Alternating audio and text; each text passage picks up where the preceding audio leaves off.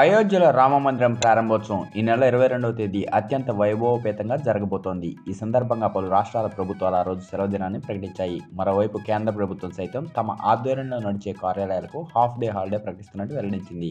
అయితే మరి బ్యాంకుల మాట ఏమిటి? బ్యాంకులన్నిటికీ హాఫ్ డే హాలిడే వర్తిస్తుందా అన్నది ఇక్కడ తెలుసుకుందాం. ఎకనామిక్స్ టైమ్స్ కథనం ప్రకారం అయోధ్యలోని రామాలయంలో జరిగే ప్రాణ ప్రతిష్ఠ కార్యక్రమ ప్రత్యక్ష ప్రసారాన్ని వీక్షించేందుకు, సంబంధిత పుణ్య కార్యక్రమాల్లో పాల్గొనేందుకు వీలుగా పలు రాష్ట్ర ప్రభుత్వాలు తమ ఉద్యోగులకు ఆ రోజు సెలవులు ఇచ్చేశాయి. కేంద్ర ప్రభుత్వం కూడా మధ్యాహ్నం వరకు కేంద్ర ప్రభుత్వ కార్యాలయాలకు, సంస్థలకు సెలవు ప్రకటించింది.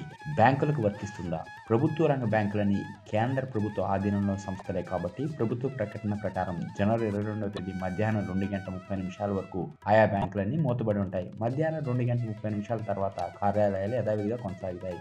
ఇది ప్రభుత్వ రంగ బ్యాంకులతో పాటు ఇన్సూరెన్స్ కంపెనీలు, ఆర్థిక సంస్థలు, గ్రామీణ బ్యాంకులు కూడా వర్తిస్తుంది.